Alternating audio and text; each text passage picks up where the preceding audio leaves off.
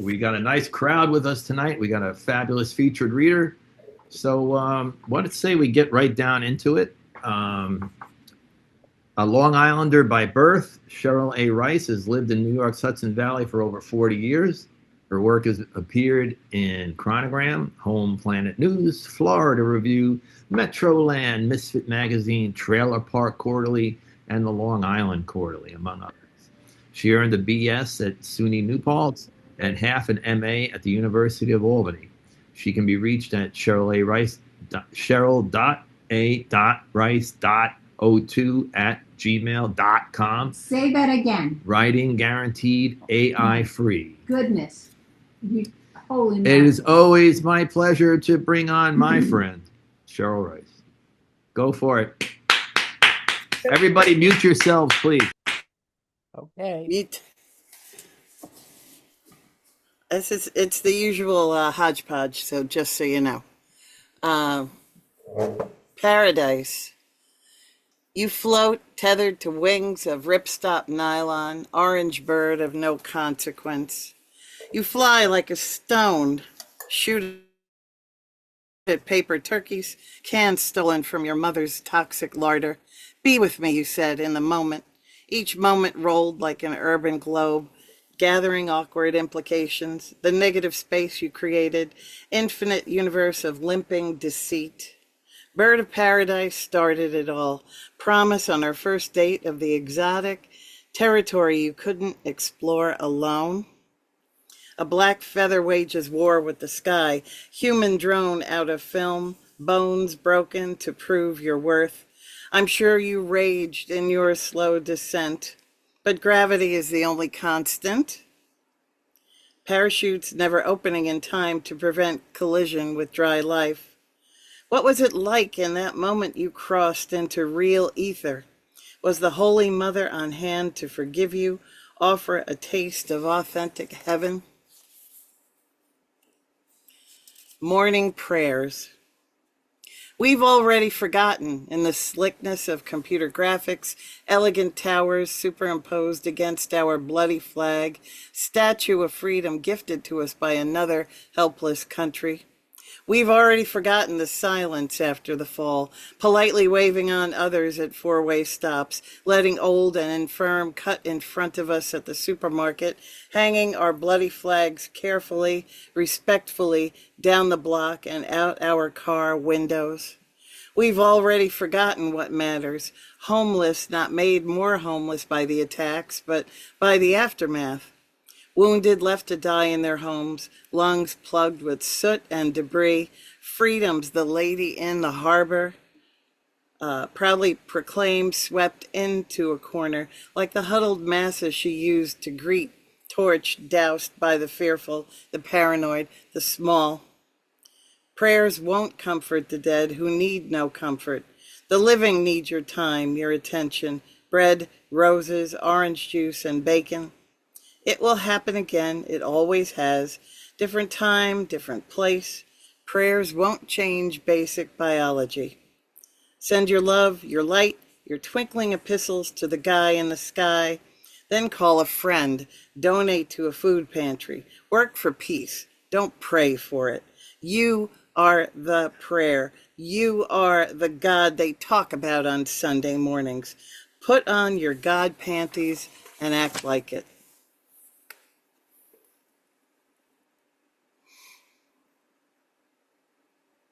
I was, you were. This is an old poem, but it went over pretty well the last time I read it recently, so.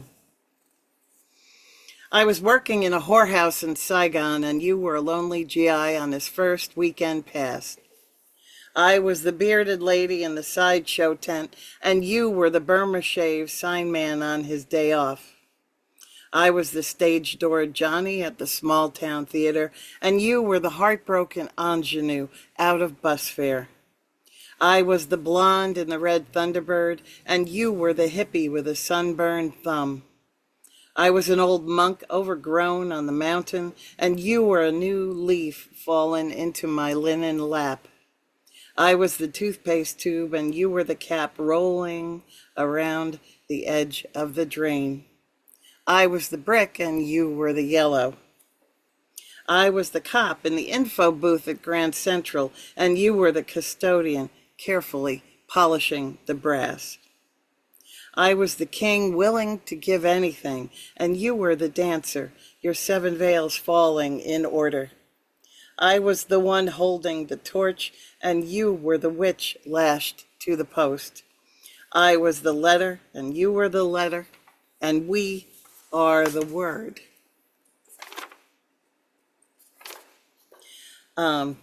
Some of you might remember a poem I like to read about my father and grandfather picking up hay upstate back in the day. This is sort of a deeper exploration of that. It's called Truck on Fire. My father remembers hay runs upstate, him and his father picking up so much piled high and wide into whatever rickety vehicle they could lay their hands on.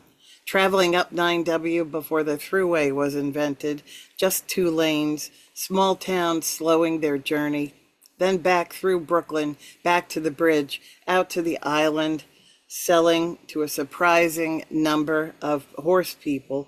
Surprising if you are unfamiliar with Long Island, beyond the expressway, beyond crime bulletins from Queens or Nassau, unfamiliar with pine barrens, potato farms now surrendered to vineyards. My father's family moved out to Suffolk, to what he calls Indian Territory, though by then Shinnecock had already been shoved to the far end. Reservation, a haven for cheap gas and cigarettes, pennies on the dollar for what was stolen. When my father was a kid, there was room to ride beyond narrow aqueduct where my grandfather, untalented in school, first came to love the ponies. Out east, he and his kids could roam the woods, the trails, wide swath of land that erection of high-tension lines created. There was a culture that jingled, Western hats and pointy boots that no one who grew up on the mainland could have imagined. I envisioned that hay truck on fire, disaster in the real world, but my poor rotting mind is full of symbols and signs, and maybe it's trying to tell me something, burning off a life I never belonged to, controlled rides when my grandfather was alive, his princess, our vehicle of pleasure, trying to get one of us addicted, hands stretched out beyond flat as I was taught when offering an apple to an eager beast tired of grains and grass. Horses did not get under my skin. Stories of hay runs, the way my father and his father knocked heads, these are the things that need burning, like Burning Man out west that features a man of hay, set fire to on the final night, act of subversion reduced now to homey ritual for Instagram and other third-party influencers. I seem to crave something more basic. Bales piled high, an early morning highway where no one will be injured by the sparks or falling strands. A match, a machine to rake the flames themselves over fields of memory.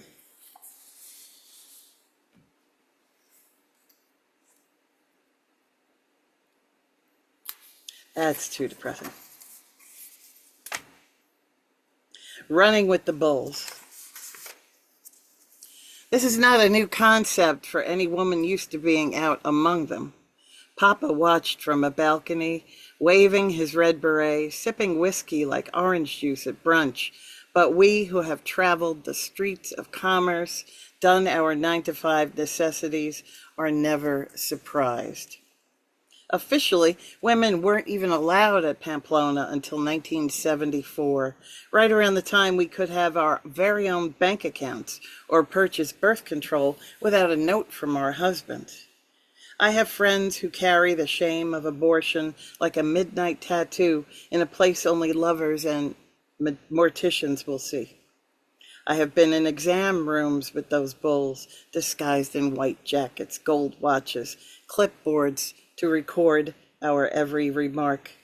I've been advised to avoid bread and pasta at the same meal while nicotine stains glowed in the forks of their hooves. They run with cigarettes dangling from a ringed mouth, while my sisters and I try to keep up. Uterus is weighing us down, flapping vaginal lips splitting the air like fins of a 57 Chevy. Ovaries thumping in time like maracas in the land of our unforgiving bodies. Turtle on my back. It's not about Mitch. He's not poetry worthy. Lacking proper bedroom furniture, small bookcase in lieu of bougie side tables, I bundle my various lubricants, eye, lip, other, into baskets between those obligations I'll never fulfill. Great Gatsby, Miss Marple, Tarzan. I reach with Olympic effort for a tissue, roll over like a turtle trapped on its back, shell in this moment, less blessing, more curse. I do sleep, but its quality I question, wake with teeth clenched, jaw aching, knees flickering with pain. There is no peace in my nights, even in a bed of my own creation. Incense, wind machine, beloved beside me, sunk deep in his own journey. Sleep, like death, a place we cannot tour together. I dread the daylight, clock's radio, alarm too jarring, the local DJ's voice, a friendly welcome to another day before the station switches to national news. It hasn't touched me yet, I'd like to believe. Wonder why I care so, cis white, middle-aged as I am, too old to breed, too fat to be visible. I could easily pass my remaining days like this. Sleep, work, internet, sleep, like ancestors before me. It's my connection to them, to the scrambling future hunkering down in today's trenches that I strive to support. A sign here, a boycott there. I do my part between colds, arthritis, bills persisting in this long desired spring. Turtles die on their back if no one's around. Sometimes we notice. Sometimes we wake up, our own soft shell-free bodies, acknowledge our connections, how the body itself, temporary vehicle, isn't the whole story. Sometimes we get ourselves out of bed, wash the dishes, go to the rally, write a poem about it all, flip ourselves over and over into our own personal bliss. The end of summer is coming, but this sort of reminds me of the middle of summer when we have all those lovely little carnivals, dubiously constructed. Remember, the goldfish will be dead by morning, as will the thready cobwebs of carnival light strung above scraps of pavement that's seen better days, industrious employees parking in a fresh lot, neatly painted plots from end to end, paint now faded, workers retired, transferred, or deceased. Into other fairs or the other side of the globe, rides beyond, not yet unplugged, not yet spattered with vomit and sweat, freshly hosed, engines revving. In the morning, somewhere, there is popcorn waiting to be heated, holding explosions tight inside their vegetal chests. Lemons are being sliced, water chilled. Hot dogs start their hours-long sauna. But here, in our town, all that remains are tire tracks on the ball field, garbage drums full of discarded soda cups, French fry boats anointed with ketchup, napkins cycling in the breeze. The sun surveys the damage. Crews pick debris from the ground, recycling antics be damned. And that goldfish you won tossing rings at impossible pins, the one you carefully slipped into an empty beer stein when you got home late so as not to wake him? He's been dead for hours, floating in glass and baggy, back to tank, egg, essence, gold, all that remains by morning.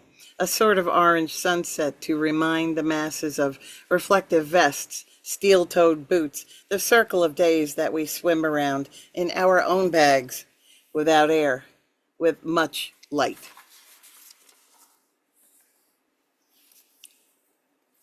Wow.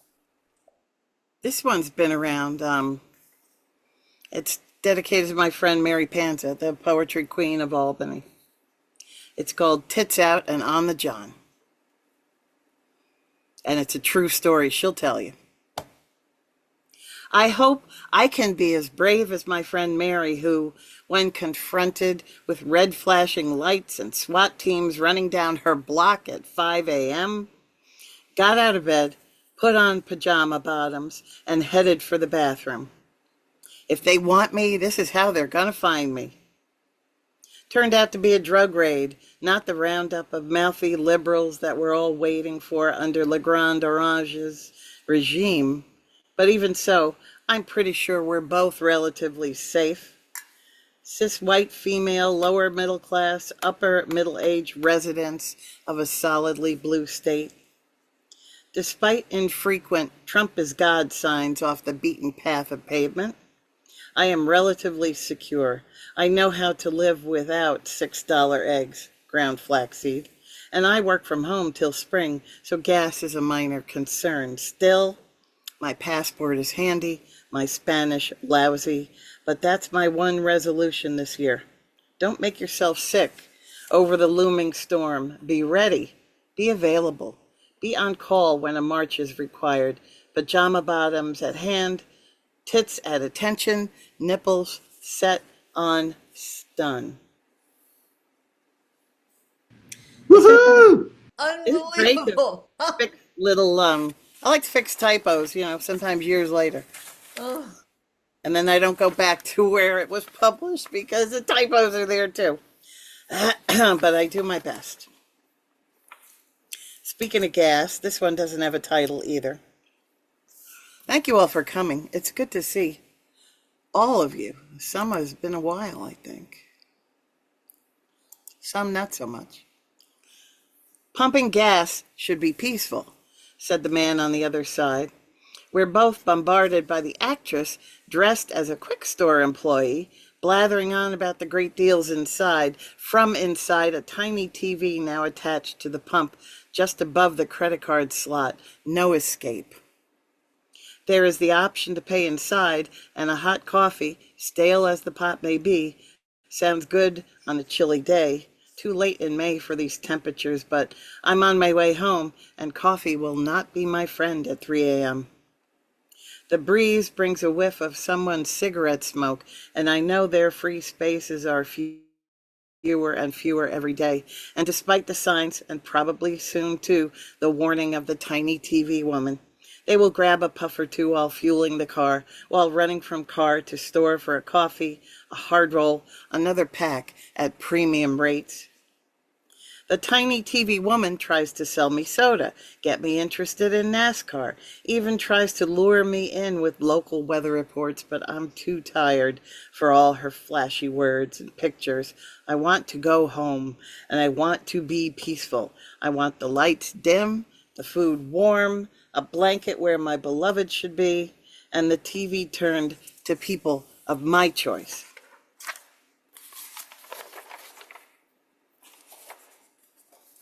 I'm just going to end with this one. It was written from Mike James, who I never got to meet. But we had lovely conversations online. And he was involved with Trailer Park Quarterly, among others. And then I found out he was equally lovely to any other person he ever met. So I was lucky. It's called Pacifica. Past man-made grids, schools thrum in and out of vision. Rubberized canvas maps collapse on slanted boards of slate and dust. Beyond imaginary mountain gates, slender blue ribbons posed as rivers, there is an ocean I've seen from a beachfront cafe in Costa Rica. Another facsimile, that cafe, co-opted stars cemented in sky, sand born of persistent collision of shell and stone, fish flattered by native chefs, grapes gone to fermented decline. I made sure to dip my toe in, just to say I'd made it across from sea to sea, 8-hour deviation, airports and bus rides unforgotten. The sun burned sharp at the beach at noon. Inadequate melanin, naive lotion skills. I still have scars. Feel my friend's skillful hand apply lotion. Aloe, abandoned by spendthrift shoppers. Cooling juice, no competition for deep impression of unbelted sun on my unbroken back. Pacifica, I have yet to visit again. Pandemic days strengthening deep hermit urges. Gas sits uncombusted in my car for weeks. I wear the same 3 socks, black t-shirts, unremarkable but for their ancient logos, peeling as time unidentified passes.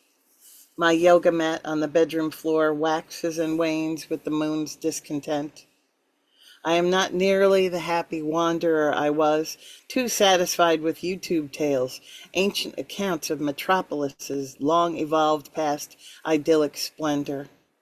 I am fearful of unfamiliar highways, planes nosediving into swamps, knees receding from shins and thighs. I am afraid no one will be home. There is no disappointment I haven't already navigated here at home. I can pretend tap water has been everywhere. Insistent coconuts bleeding for tourists at machetes' brutal urgings. I relinquish my part in all this violence.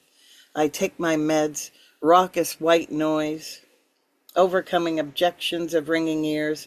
At home, I can find the bathroom in the dark, adjust the warmth to wash my hands, continue glowing when night blunts the blade of day. Thank you all very much for coming. I appreciate it. Oh, bravo. Cheryl Rice, everybody. Thank you. Oh my God. Whoa. Isn't it always nice to have Cheryl back? Wow. Even Jack says, look, hey, yeah. Oh, Gosh. your writing is a tour de force. I've never heard any of this. Tour de It's force. terrific. Thank you. Absolutely It's- amazing. Thank I'm you. bowled over. Tossed out. I don't know. It seemed unified. I don't think it's felt tossed out. She was like, I don't know what I'm going to do. But it was Wow. very Oh, unified. Cheryl. So many lines. I hope you can open chat and scroll back and see. There are so many lines that everybody was picking out here and there. I was trying to peek, but I couldn't. I couldn't stop So long many enough more to write lines that one. we couldn't keep up with.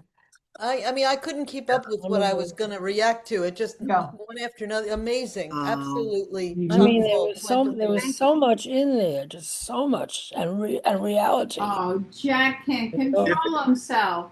Vivid. Cheryl, how long have you been writing? I'll be 65 in February, so probably years, I would say. How many years? So a lot of practice. A lot of practice. We couldn't hear you. Yeah, it And my faded out.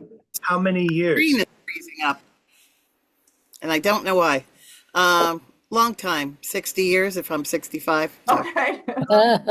Okay. Well, it Precocious. shows. That's a lot of practice. That really, yeah, that's awesome. Yeah. You managed, Definitely paid off. yeah, you managed to write with great compression, but it's so surgically, intuitively, and naturally applied. Yes. Yeah. Very nothing. Well, Yes. yes. Can you hear me? Because my screen is frozen. Not only are so many lines good, but you shine forth Oh, in your voice, and it's beautiful. And I hope you can still hear us, Cheryl. I can hear you. Okay, you're frozen. She's frozen. Yeah, she's frozen. Ah, The video is, I mean, the audio is. If you Okay. turn your, well, yeah. You can try turning the Cheryl, you can try turning the video off. I heard every word. It was amazing. I'm still hearing you. I have to come back. I might have to come back. Okay. Okay. She'll be back. Cheryl Rice, You everybody. better be back. Naughty thing. A longtime supporter of CAPS, good friend of mine, great friend of mine. So All goes back to the postcard. all goes back to Air Studios in Kingston, God knows when. I was thinking about that postcard. All right, let's not go into the postcards. Oh, why not? It's just not necessary. It's cute. All right. fun. All right, I know Cheryl will eventually come back. Before we begin the open mic, On September 4th, which is the first Friday, we will have John Bartell. Oh man, it's almost like an international reading. John Bartell from Texas, Barb Fulton Jens from Connecticut, and Sean Kanowski from Hawaii. All right. So join us if you can. On September 8th, we'll have Chris Kingsley, who is the curator and the gentleman behind the readings at Tompkins Corners in Putnam Valley, and the one and only Mr. Ron Combs, the legend of New York City, on September 17th. So if you can make it, please come by. We are in the midst of scheduling 2027, so hang in there for that also. And I think we're almost ready to start the open mic if everybody else is ready. Let's do 2 poems apiece because we do have an open mic of, 15 people. So Lenny gets his extra minutes though, because he got approval on that. Lenny gets his extra minutes. No. Not only. I said only if there was room. That's no big deal. Anything under 20 is kind of maybe sorta, especially if there's only a few people taking the full 10. So you're good. You're good. All right. Yeah.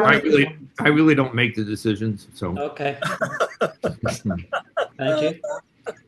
all right, our first open micer for the evening, Lynda Wysdo, you're up. Oh, geez. Oh, okay. Okay. Hi, everybody. Okay. 2 poems. Mine are quick. I was practicing at work. This is, I haven't read this one for a long time. This is stuff from my breakdown.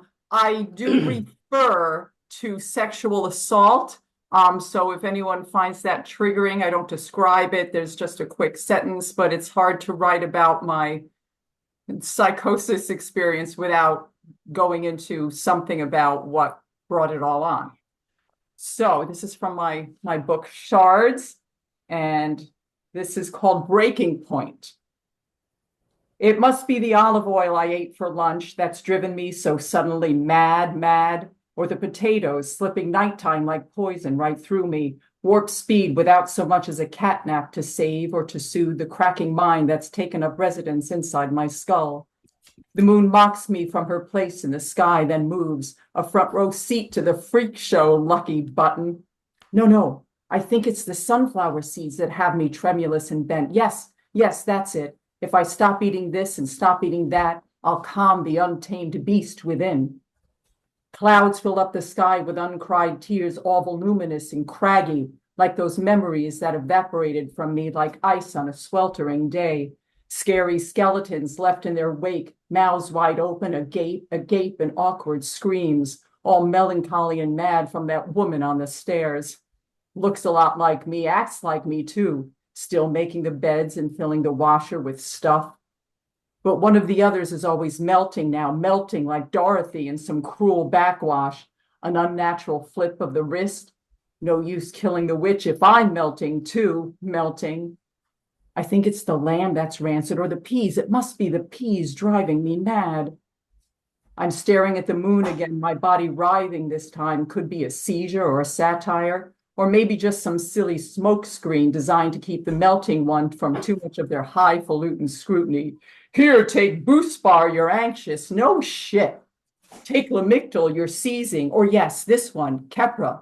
But be careful you don't decide to jump headfirst into suicide, as if that's not already right here on my list. Take out garbage, wash windows, mow lawn, drown in lake. In that order or reversed, as long as all the chores get done. Can't seem to shake at this madness, and it grows whenever I try. I'm screaming now, screaming and flailing through petals, bereft like the mad woman I've become, clenched fist to my empty head. Mom, stop, you'll become delusional. Ha! I already am, dear son, I already am. Catch me, spinning like some abandoned dreidel, spinning for so long, and still the night won't release me to sleep. Instead, my mouth opens and then quickly snaps shut, as if catching a fly, or that dream I once had long ago when those men first started to assault me. Why? I lay down in the cemetery, prostrate but eyes twisting up, hoping the earth will swallow me up the way it has all the others. I wait and wait, but all that comes are those clouds enticing the madness, inciting the madness. Dance with me, dance with me. I tourjete behind them, struggle to keep up. Grand jete, grand jete. In midair, the four winds catch me, nourish me but for the moment, and then release me to seek absolution.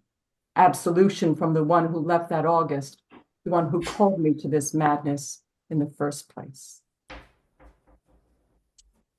That was my breaking point. That was Sure was. Holy mackerel.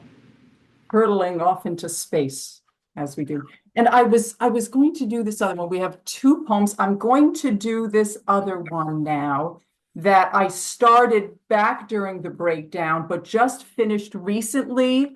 So, I'm kind of like enjoying this, that, it's kind of newish. And the title is Dissociated Identity or Alters in Other Folks. And this refers to my dissociated identity. Used to be multiple personality, but this is just split off parts of me that clamor to the forefront at times. So dissociated identity or alters and other folks. I can hear anger erupting in sealed off rooms, each outburst warning me to back off lest I burn my worried fingers on the latch. Footsteps across a bare wood floor echo a child's laughter and someone scolding the others into bed. Wait up with me, one of the youngest ones pleads. This is far too near the hour of dread.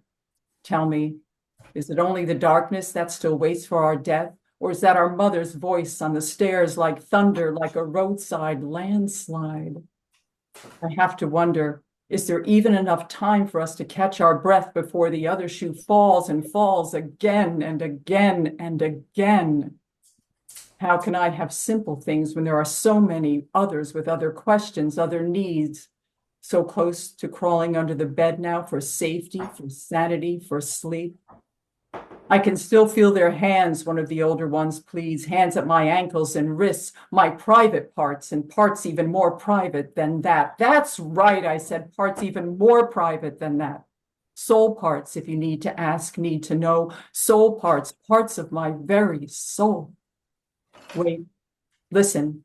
There's a dog outside howling at the moon. The hour's long since passed, and yet here I am, once again, 2:30 a.m., and wakefulness still chasing me around and around and around this bed. I have counted forward and backward by threes, by fours, and by eights, more sheep than I care to recall, and still my heart pounds that arrhythmic rhythm inside my chest, thunk, thunk, thunk, thunk, shiver. That arrhythmic rhythm as my mind and body struggle to escape the confines of all that has finally driven the whole damn lot of us to this bold and terrified madness. And that's it. Damn. Damn. Thank you, Lynda. Thank you. Wow. Lynda. Oh my God. That was fantastic. Thank you. Thank you. It's always good to reconnect with that time in my life. All right. Okay. Well, do look at the chats because so many phrases and lines were responded to. Okay. I will. Listeners. What time in your life was this? I'm not. Excuse me. What? When were you writing about? I didn't get. This was my menopausal psychosis spiritual emergency that I had in 2005. Oh, okay. So almost 20 years. Wow. It's Yeah. very courageous. Wow. Yeah. Really? Yeah. You go through that, you have to write, and if you're a writer, you have to write it. That's Yeah. the whole thing was so healing to write about it. Not bad. Yeah.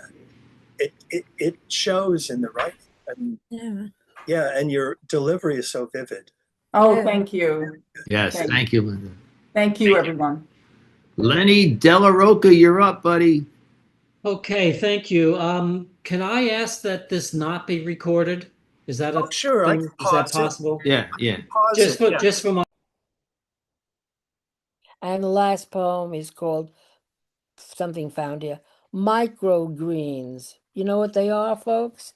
You sprout your beans, you sprout your seeds, and you could also grow microgreens. Microgreens. Microgreens look like fun. Have you done them? I mean, have you grown them? Have you set them outdoors or in pans and click soil, or on tissue alone to grow hydroponically like orchids on air risen to treetops? Have you eaten them? Thank you. Thank you, Roberta, as always. It's always Oh. great to see you. So brilliant, Robert. Magazines. Thank you, folks. Yes, microgreens look like fun. Yes, they do. That All right. was called making a poem out of nothing. Well, there you To be go. able to make a poem out of nothing or anything. I'm Hydroponic still poet. working on that. Raphael Kosek, Yeah, Mike, I love seeing your cat. I have to shut mine out of my office.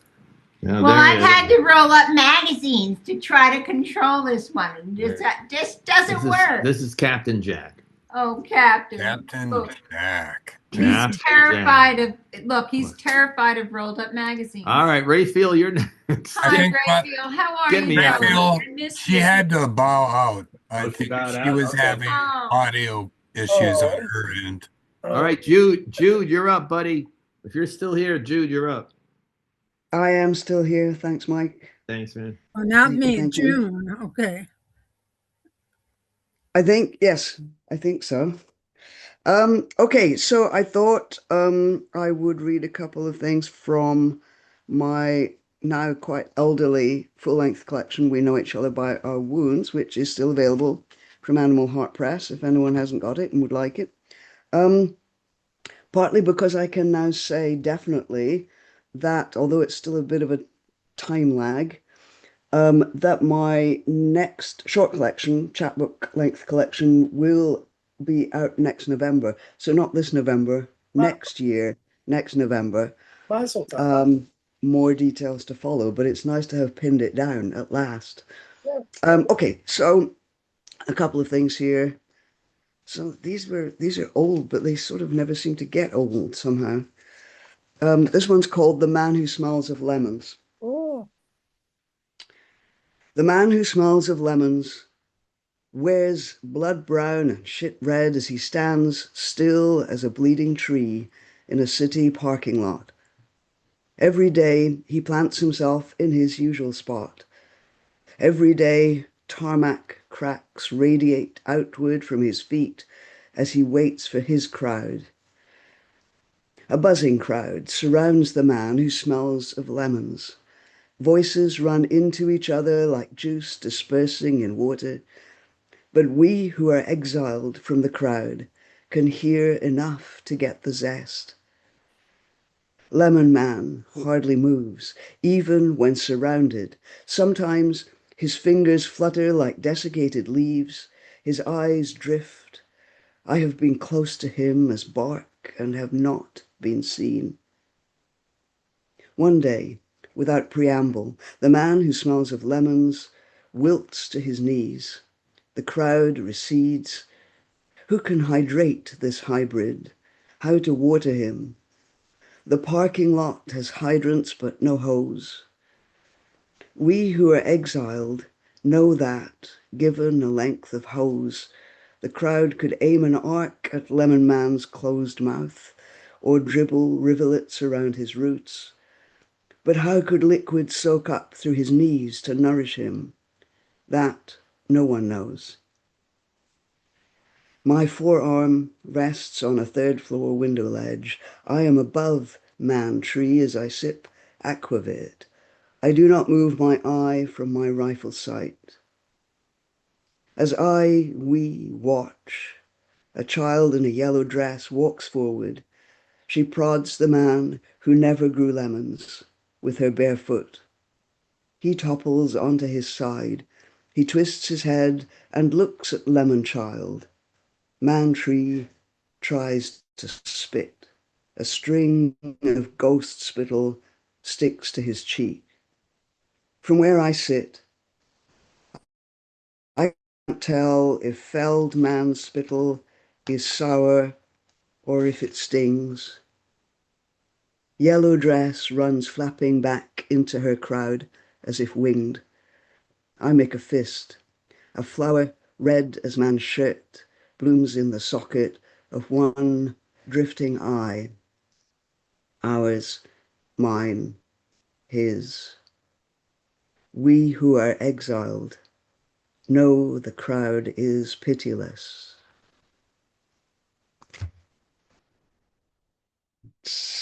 That one. And then this one, I don't think I've read this one to you before, but it is a bit of a fan favorite, though I say so myself. So I've read it in most places. Anyway, even if you've heard it before, I hope you enjoy it. It's based on a true story, and it's called To the Man Who Left a Jar of Bees at the Bookstore. Man in a blue coat, not yellow. What compels you to travel with bees? Are these your familiars, jarred and buzzy, waiting to break loose and juice you into action? Is that why you left them in the necromancy section? Man in blue, do you believe bees' pollen-coated feet can dance a dusty measure on your sleeve and weave a constellation? Do you grieve, overcoated man, for bees so easily forgotten among books? You cared for them once. You punched holes in the lid of their glass cell. Bringer of bees, we have not placed your apiary in lost and found with umbrellas. Your bees, bless their soft striped souls, are reading through glass from the Georgics of Virgil. We have shown them prints by Monet and Van Gogh. Blue man, blues man, come get your bees before we close. We bought them violets and now they are abuzz, getting down in their mason jar made for honey. We fed them sugar water on a spoon, then left them alone in orchestral scores. They are ready to jam. Bee man, do you keep bees for their sweetness? Do you believe they can heal your body with pain-killing venom? Do you want them to die for you? If your bees die waiting, we will pour nectar over them. We will place their glass casket among the staff picks and prepare a waxen image as a monument. We will open our doors to bees who mourn. Thank you. Nicely done. Thank you, Jude. Jude.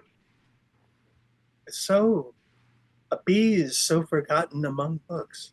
Wow. The Yeah, whole, really, wow. the whole magical realism trip you took us on with the bees in the books. I'm in awe. I'm in awe of what you just did. It's a Fantastic. melancholy majesty. Ah. Ooh. Thanks, Jude. Excuse, Guy, you're next, buddy. excuse me, what is your name? The one who just read? Jude is her name. No, the person who just read. Yes, Judy. Jude. Jude Jude. Marr. Jude is his name. Oh, thank you. Thank you very much. Okay. Guy Reed, you're next. Yeah. I've got one piece. I don't know, maybe 5 minutes, 4 minutes. I've been writing memoir pieces, mainly short ones, for lifelong friend who suddenly passed away last summer. This one is called California Baseball Blues. Last night's baseball game had something never done before. It all began in the pink lavender of the last mid-century out west, where in the U.S. the Pacific begins. The new bright neon advertising the California night. Nothing has ever promised us more than California. You and I grew up with the lore of New York baseball, played prior to two of the three clubs moving west to play ball in the modern twilight before we were born. Yankee bombers Ruth and Gehrig, quotable Yogi, DiMaggio, and Mickey Mantle, plus Jackie Robinson, Duke Snyder, and Roy Campanella in Dodger Blue. only saw Willie Mays after his prime. A friend from Brooklyn quit baseball, a teenager, no longer even a fan of the game when the Dodgers moved west. Midwest kids, we knew California before we experienced New York. We both lived there at separate times in our 20s. You never saw my Southern Cal, only met my friend, an ex, when Jay visited me in Minnesota and the three of us took mushrooms and danced around my apartment. But I saw your mid-California in Monterey when I helped you move back home. We had separate San Francisco memories. You even saw the dead there, tripping. You thought the Golden Gate Bridge had a hill in the middle of it. Enjoyed the rise and descent while going across. Next time, when you drove it, you wondered, where's the hill? Nobody in 157 years of baseball has done what Shohei Ohtani did last night. I saw it live on television, my couch on the East Coast. Dodger Stadium, Los Angeles versus Milwaukee Brewers, Game 4, 2025 National League Championship Series. Shohei pitched 6 innings for the home team, allowed no runs with 10 strikeouts, and hit 3 home runs. There have been 3 home run games in the postseason, most famously Reggie Jackson's 3 for the Yankees to beat the Dodgers in the '77 World Series. But it's never been done by a pitcher, not even Babe Ruth. As great as that was, I had no one to share it with. You and I were baseball buddies at Root. Riding bikes and playing catch were the first things we did the first day we met. 3 weeks before school started was the perfect time to move into the neighborhood and meet you. The next summer would be our first year of Little League.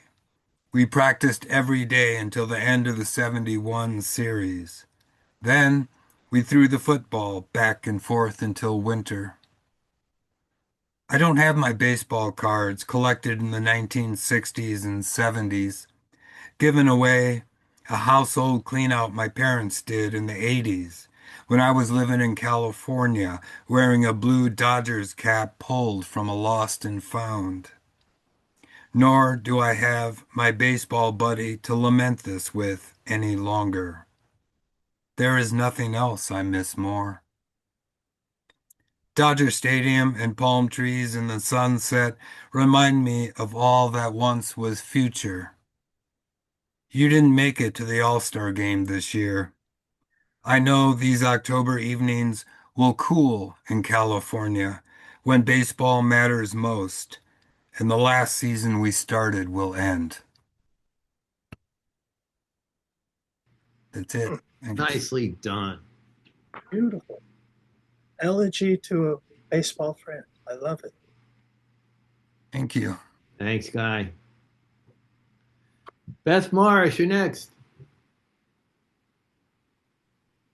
Beth, you still Okay. with us? Yes, I'm here. Have to excuse me. I'm a little bit, what would be to call it on the other side? I'm taking very heavy heart medication, so it's getting to me. Anyhow, on the plus side, it's so good to see you all. I love Caps and everybody. What poetry tonight? What poetry?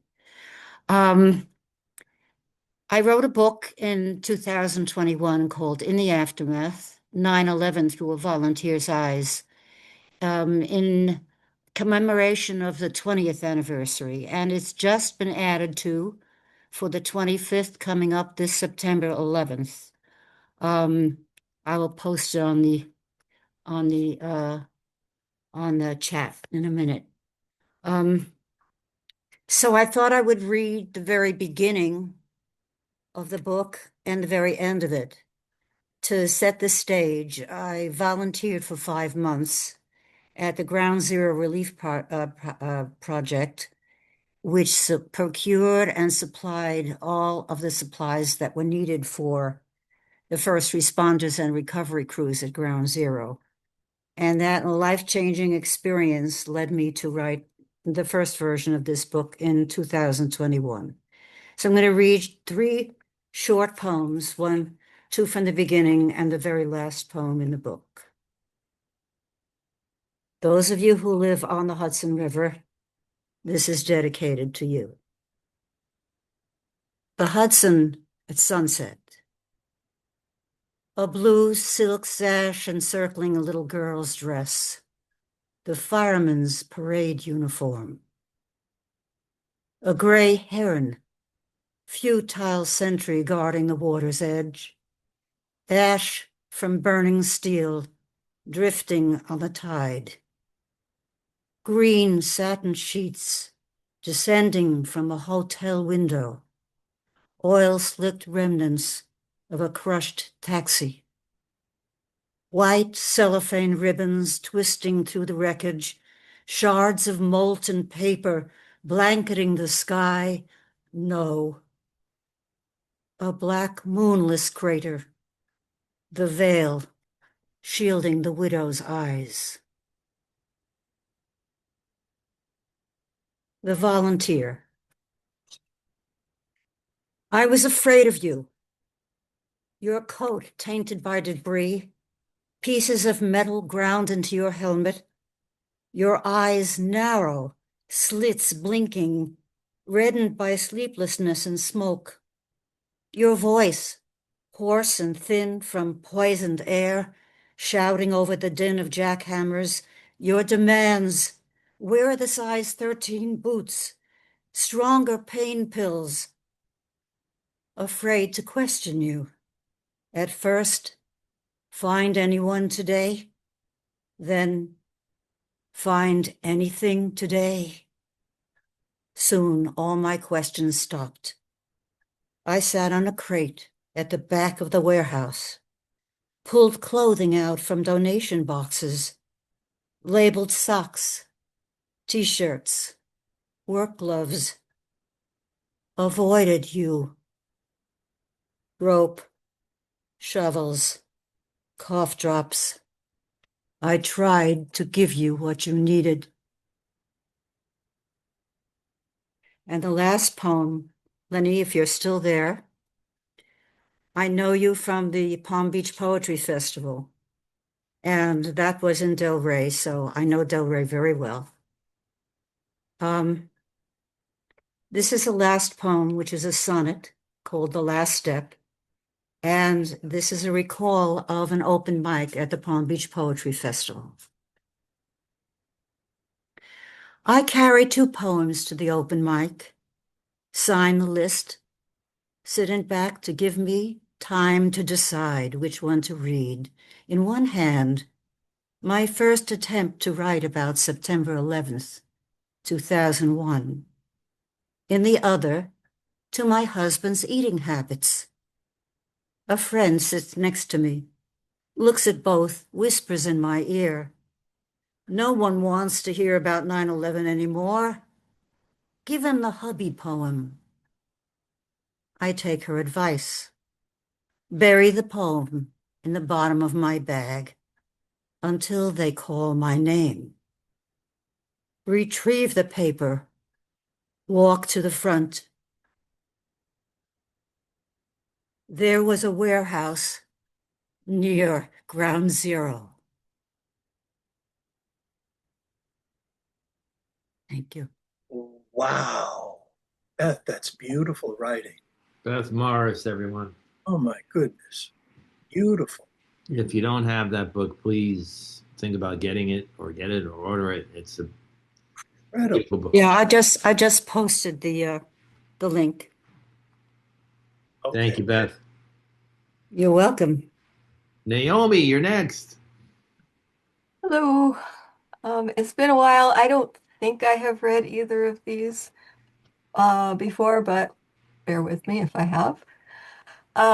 This I wrote in June, called Farewell Tour.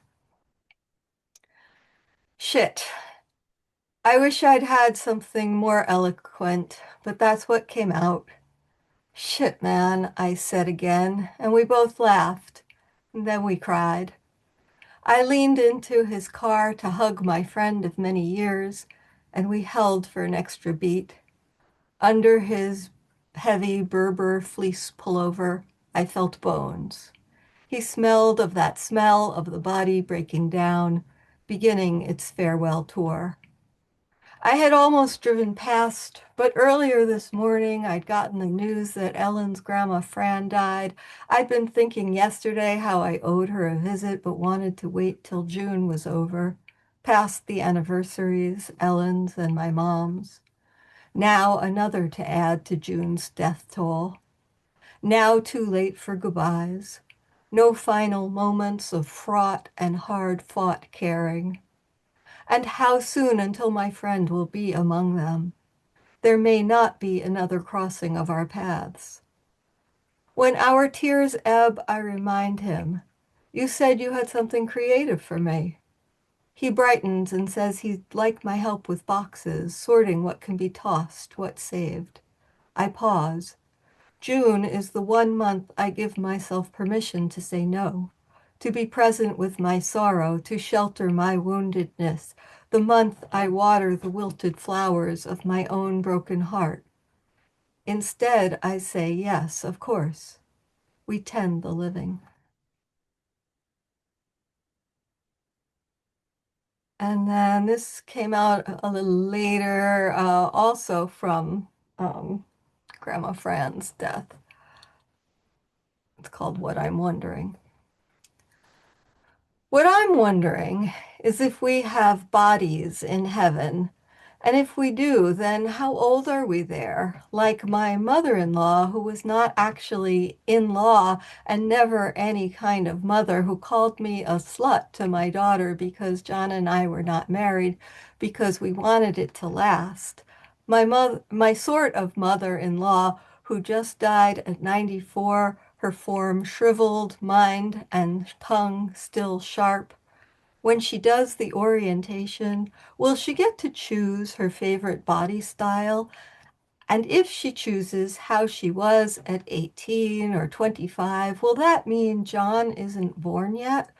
But if he is still there as he was when he drowned at 32, or maybe he'd be 29, like when we fell in love, are he and Ellen playing music? And do they have guitars in heaven or just harps? And is she still 17, like right before hitting the truck head on, or a baby like when he was alive and she'd bounce on his belly? And I hope his mother will be nicer to him if she gets there. Do mean people get to go just because they've followed somebody's rules? And do we get to have sex in heaven, or are our bodies like Barbie and Ken's plastic bumps where love-making parts should be? And do our bodies grow old, so eventually we start all over again? That's it. Nicely done. Thank you, Naomi. Always. Thanks. Our next open micer will be reading for us. She'll be one of the featured readers on September 4th. Barb Jens, you're up. No, I'm not going to read tonight, but thank you, Mike. Oh, man. Okay. Thank you, though. Either way, she'll be reading for us on September 4th with John Bartel and Sean Panowski. So join us if you can. Yeah, please. Ken Holland, you're next. Hey, that's convenient. Cheryl, it's always just not simply good, but also a joy to hear you again. So that for me, along with every other reader, was such a pleasure tonight. I've got 13 poems to read. So all right, I've got 2 poems to read. As long as they're a minute apiece, you're good to go. I've got those, but I'm not going to change the order. The first one is called Tumbling. We'd been warned of the windstorm. I'd hoped it would clear out the rust of things lying in the yard. The way my body had been left outside the shed, and rain had long settled into the iron of my skin. If I've been left untended, I know there was no malice in that regard. If I spent 5 minutes thinking of all the things I've abandoned, it'd be 5 hours before I finished. The water that gutters from the roof pulls into the trough of these, my later years. And this, one more summer, with its lull of dark rhythms, skies breaking with rain. The pull toward a deeper slippage as memory sets out on its tireless nocturnal hunt. When sleep comes, it comes like fragments of mica, dreams translucent with mineral, with metamorphic wind that lifts the iron of my body into thunderheads, their fierce enfolding air that tumbles with the russet scent of rust.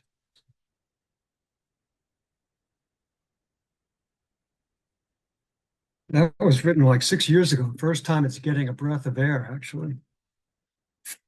And the second poem is called Resurrection Poem.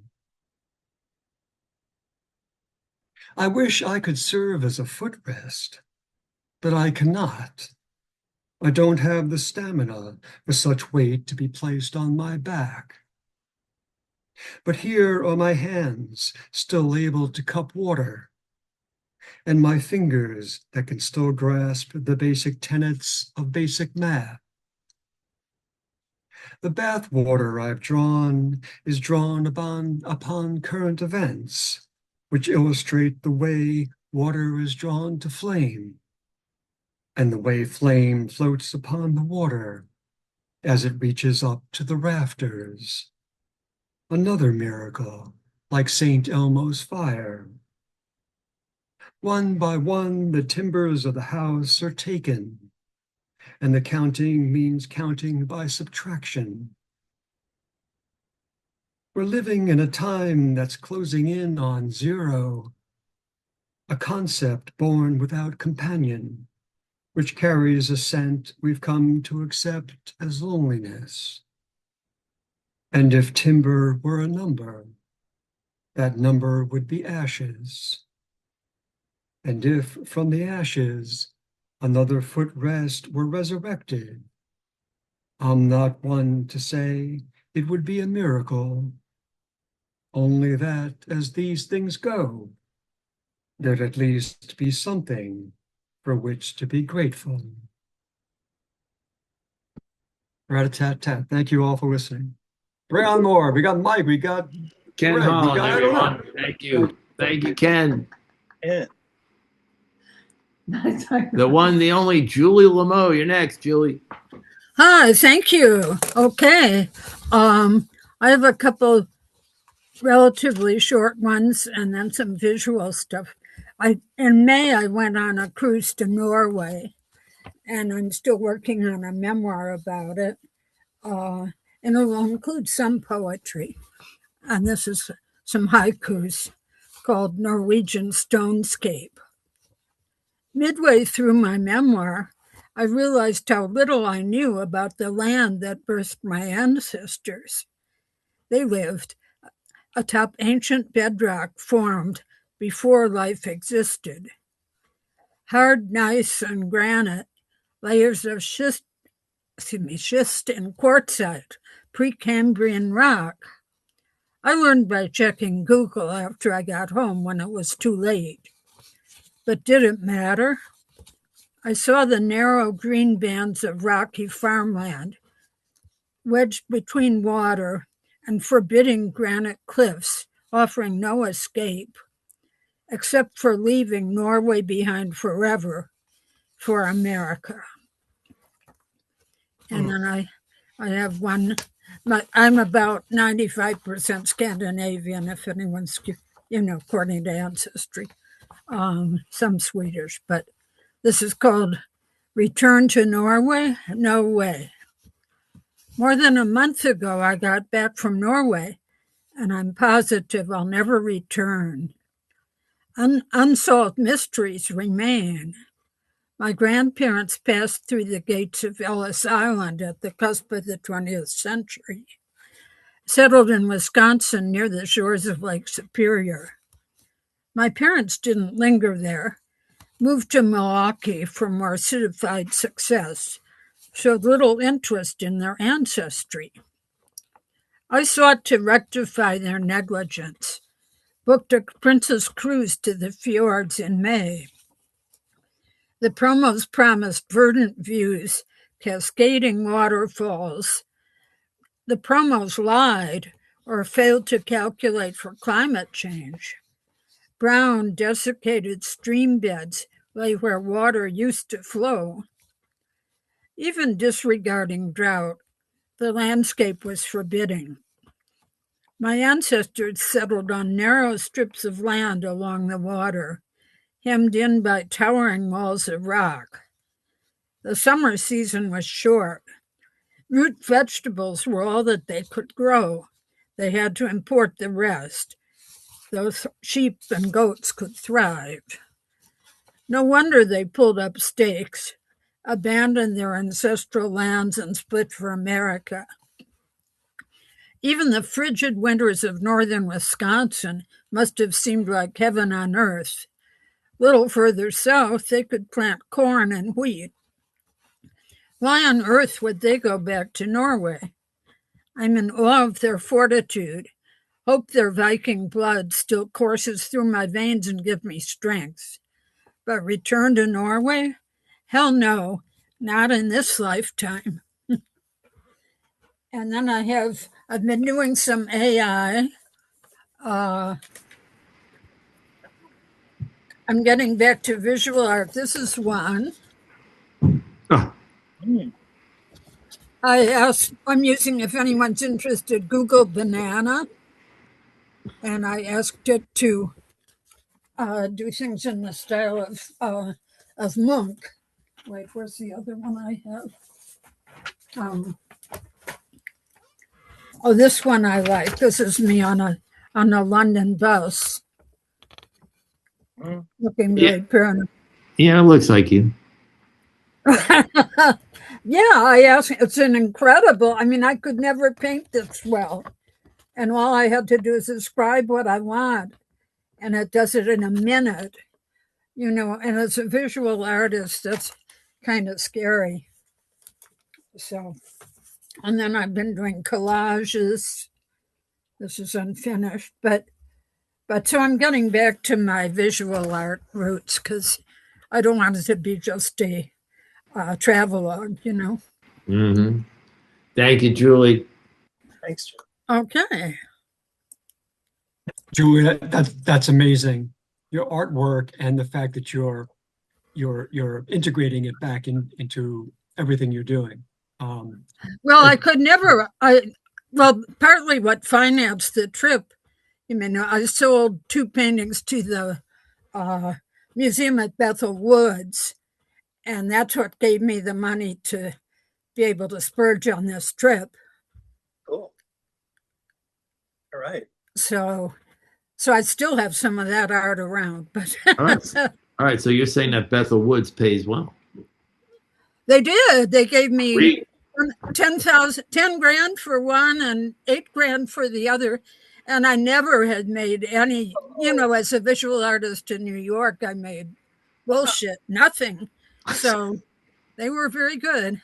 That's fantastic. Excellent. That's fantastic. That's all spent already, though. That's okay. At least you spent it on a good thing.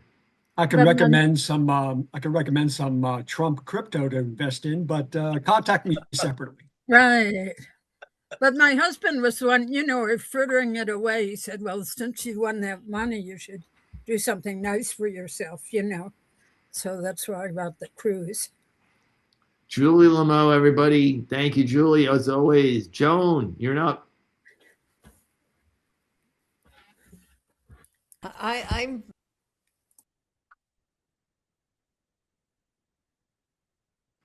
You're muted. You're muted. okay. Sorry, I was just trying to compliment the readers we've had tonight. It's absolutely blowing my mind. And of course, that always makes me a little bit nervous about reading. But, well, the book is out. Yay. Yay! Yay! I mean, I nearly wore myself absolutely to a frazzle dealing with KDP and self-publishing, and I'll never use them again.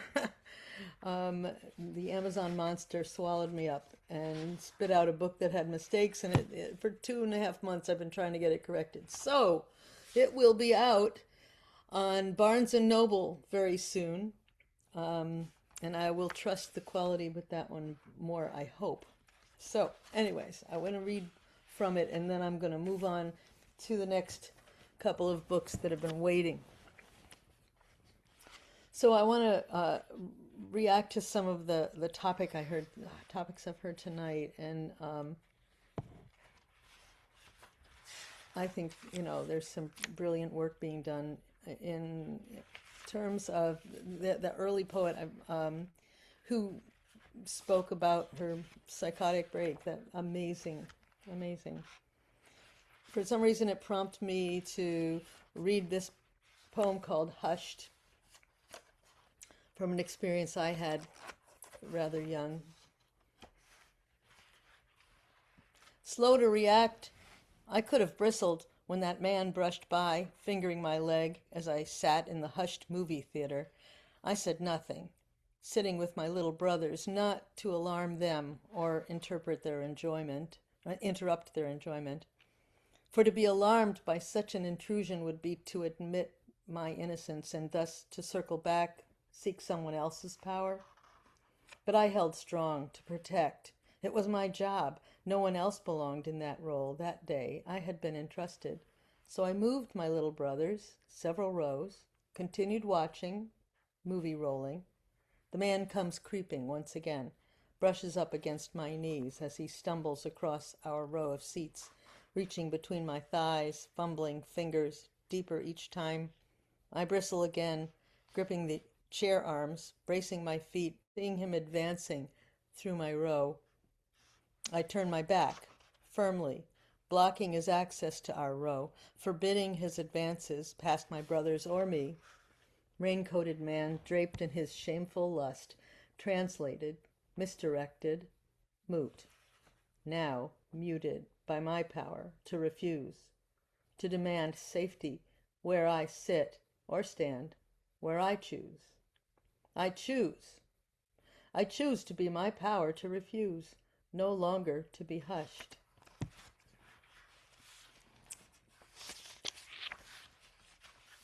Okay. And I've got 2 short poems. This is called Distance, a diptych. In the wee hours, trying again to tell you that maybe it is your hand that holds my head above water, and maybe I shouldn't hold you for fear of dragging you under.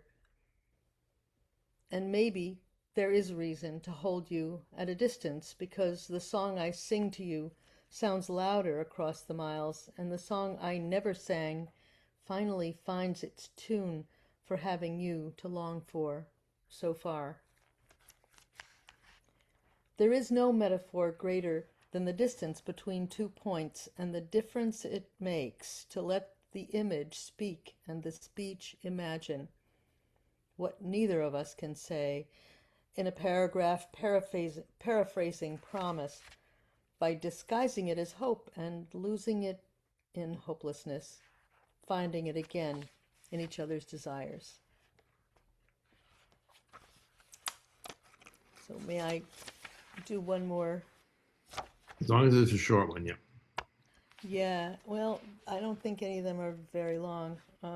So I'd like to do this one because I think it's a little more whimsical. I want to lift my mood and yours. It's called Kerouac in the Bath, 2nd Juin, 2004. Kerouac in the bath, on the road, a fiddler's fantasy. I should follow his example, bopped mentality, let it flow without edits. Could I write a novel in a week? Escape from the suburbs, in a Paris flat, on the streets of Antwerp, in the boondocks of Holland. a cow pasture, a cow bell, church bells every quarter hour. Escape, escape, escape? Really? This is reality. No more a writer than ever who has never written a word. Anxious in the suburbs, anxious on the city streets. Oh, America, my friend. Sitting in the bath in Paris, in Duisburg, in Albany. Oh, Albany. Oh, Kerouac, my French friend, my Canadian whore to a whoopee beat. I will beat you. I will beat myself. I will beat the beat of the bad boy word. Anxious in the farmlands in Europe. In America, I cannot write you. In a fifth floor Brooklyn apartment to the tune of a good girl, a good girl, a good girl who ran from the boredom inside herself to a rural hell, to a heaven inside a hell. To sing, to sing, to sing, no novel thing, just a poet's song dream, and a poet's dream life, and a poet's hellish heaven in song. Thank you, everyone, and Well thanks for the done. wonderful poetry. Thank you, guys. Joan. Well done. Thank you. Thank you. Yay. Excellent. All right. As you know, these evenings usually end with Greg or I, or me or Greg, and tonight it's me and Greg. So some of you might have heard this one. This one is actually about 20 years old, but I've redone it, and it's called Widow. It was early June, and I was hoping for a hand job from Carrie Ann Prentice at the opening of the Camden Drive-In in Pennsauken, New Jersey, 1933. My dad's cherry red Plymouth 8 gleaming in the cerulean glow of Wives Beware, a 1930 British comedy of errors I recall nothing about, but suspect, like all comedies of error, to be about hand jobs. How many and by whom? Did I mention Carrie Ann played piano? Knit scarves for a nickel, October 1929. Led her regional Girl Scout troop for 2 years in the fine art of macrame. She had slender hands and the humor of an angel. A really cute angel, too. An angel whose smile I see so clearly as I place this rose upon our stone, hoping to lay at her side again soon. And this is a new one. It's called Splintered Palettes. The open mic for Saints Past Prime is an oasis downtown where poets go to barter in a fall zone of burnished emotional detail. Shouted rudely from a stage of splintered palettes, gimlet songs, the fool's libretto, and SOS I would rather not get drawn into right now.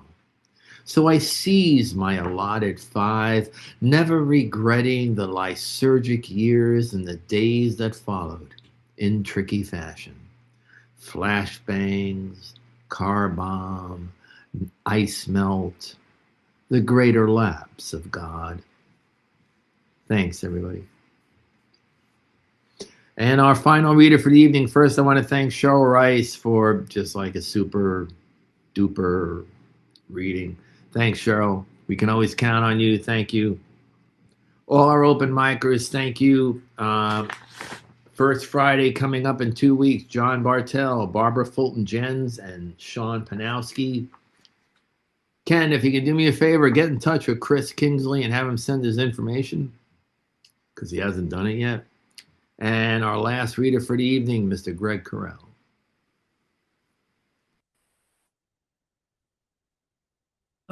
What a night. And lately, I have to say, for months and months, what a night is the only thing to say at the end of the evening with Caps. We have been getting so many great poets. Feature, not feature, just great poetry. Gotta say, gotta say. All right, I have a fairly brief poem, and it's based on the most primitive version of tanka, the Japanese form. It's medieval, this form. It's the original form of tanka. It's usually one line, 2 lines of 5/7 or 7/7. And the best place to understand this is The Tale of Genji, the translation by Tyler. For 500 years in Japan, the only way men of substance could talk to women of substance was through a screen and in the form of tanka. That was 100% of their communications. If you couldn't manage to speak spontaneously in tanka refrains, you were a lesser guy. I broke my tanka here into 3 lines because poetry. Heart of stone. Sorrow in the heart of stone. In the clatter of rock grief emerges, follows as shadow. Danger becomes mourning, yet I don't care. I feed dew to a cricket in a cage. My shelf of holy water is dry, dusty. My sleeves are thirsty for tears, but I am still. My next thought is of the Buddha. Now it is of being nude in a stairwell. Am I still on a righteous path? Maybe. Hope so. While I am here, I want to be touched, held, sometimes shameful, a peripheral desire. Mostly, I want to embrace, no rush. What lasts is not the sorrow nor the stone. Who do I embrace? My lively shadow? How difficult it is to sit with life. The root of peace, taro we cultivate, drenched with our tears, replies with a finger. We eat half, O best beloved. The rest is yours.